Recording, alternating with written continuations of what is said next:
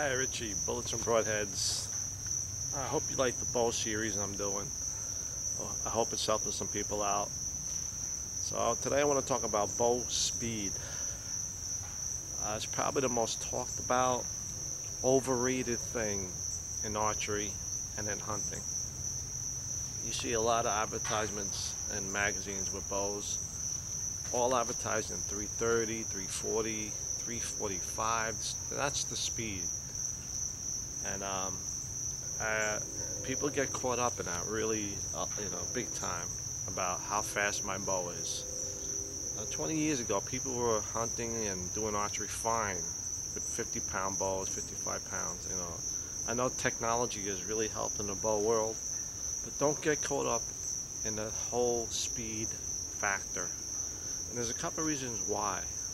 First of all, those speeds are at maximum poundage, a lot of them with a light arrow, and there's a lot of factors that go into advertising speed with bows. Okay, brace height. You'll see some of the fastest bows have like a 6-inch brace height. Now basically what brace height is how close your grip is to the string. And with brace height, with a low brace height, it's a little bit tougher to draw, and you get a thing called wrist slap or string slap, where when you release the bow, since your hand is closer, the string can slap you on the wrist. You'll see a lot of archery and hunters, they wear a little pad around their wrist area to avoid that because it hurts if it hits you. So you'll see 6-inch brace heights. Some I seen even some with 5.5. 7 inches I think the best brace height, even a little bit more. So don't get caught up in super fast bows and 6-inch brace heights, because it is a little bit longer. It affects your draw length a little bit. It affects the poundage, I should say. Okay, let's see what else I want to talk about. Kinetic energy. I mean, we're getting a little bit technical with bows, but what that basically means is how fast and how hard the arrow is hitting. And don't get caught up in that either.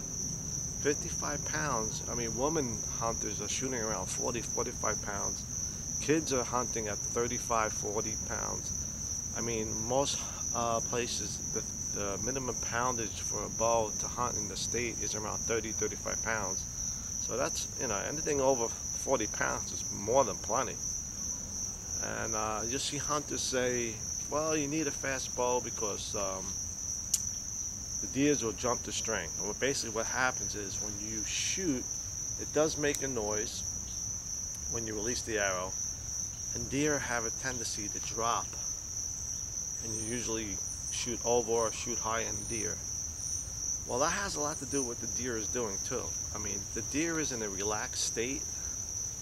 That's the best time to shoot. You might not get the string jump. If the deer is on alert and you shoot, more than often you're going to get a string jump out of the deer. And the yardage is important. I mean, if you're shooting within 20 yards, it really don't matter that much, because the deer's not going to react that fast to a good shot at a 55-pound draw bow. You'll get a good shot. But if you're shooting at 30 yards and a deer jumps the string, yeah, that's going to affect your accuracy. And a lot of good hunters, what they do in that, they compensate for that by aiming a little bit low.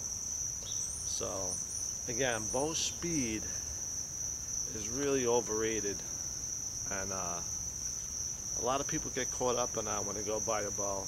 I mean, they read all these magazines, and it's all you see is with the bows is the advertised speed, how important it is. So don't get caught up in this whole speed factor, because it does make it harder to draw. And the let off is usually a little less too. Let off, remember I told you about let off? It's when you're at full draw. So this is for compound bows. All this information I'm giving to you is not from long bows or recurve bows. Those are a different animal. Most people today shoot compound bows.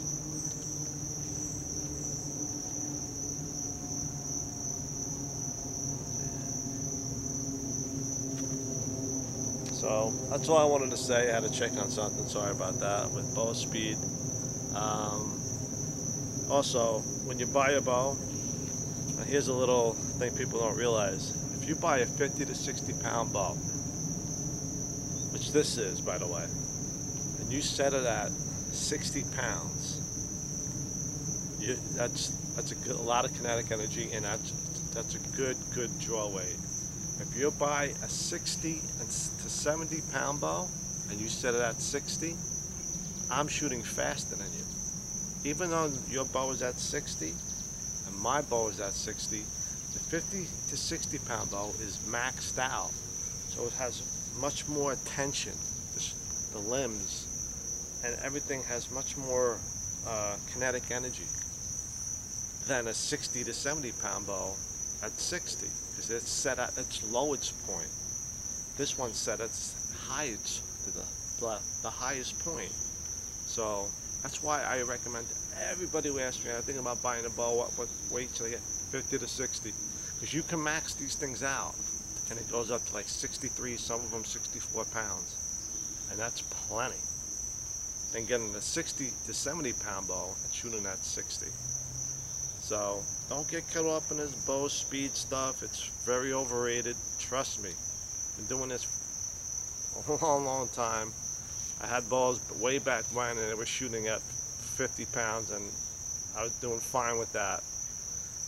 Today's modern bows, they do help with accuracy. They do help with let off and being able to hold the draw. And the draws are a lot smoother than, like, say 20 years ago with a 50 pound bow. It feels like I'm pulling 50 pound bow. Back then felt like I was pulling 70 pounds. Today a 60 pound bow is a nice smooth draw. So and also with draw lengths, you hear people talk about cams. You got single cams, dual cams, hybrid cams. Don't get caught all up in that too. Get a good bow that feels good in your hands. Do research. It's like a gun. When you pick up a gun, if it don't feel right, don't buy it because it has a name, or because it advertises this, or it's the cool bow to have, or the cool gun to have. Buy what feels good in your hand. That's the most important thing, what you're comfortable with. Okay? I'm going to shoot one arrow and show you.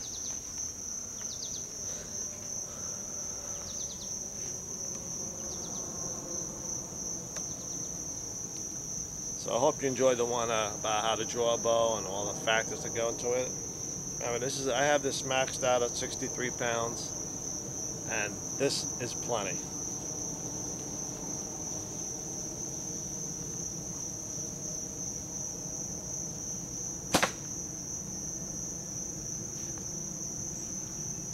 That's plenty speed. Trust me, I get pass-throughs all the time at this weight, and that's a clean pass through. The arrow enters the deer, exits the deer with no trouble. So hope you enjoyed this about bow speed. Don't get caught up in it.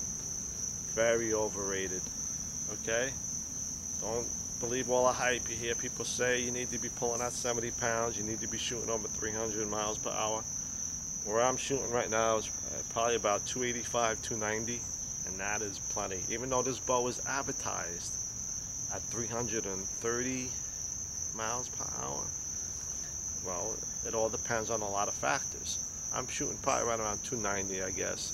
I never had a chrono, but it's right around 290, maybe a little bit more, and that's plenty. Alright, don't get caught up in bow speed. I know I repeat myself a lot in my vids. Sorry about that, because I try to stress a point. And thanks a lot for all your support. And I'm going to do another video soon with a special thank you to a couple people.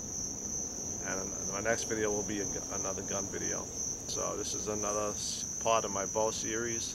I got a lot more coming up with bows, specifically for hunting. These next couple of videos will have to do with hunting. And take care, everybody. I hope my videos are getting a little better. Feel a little more comfortable doing them now. And I have a nice intro, setting up my page a little bit better.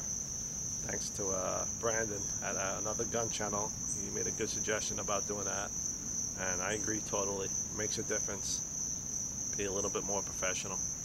Take care, everybody, and looking forward to my next vid.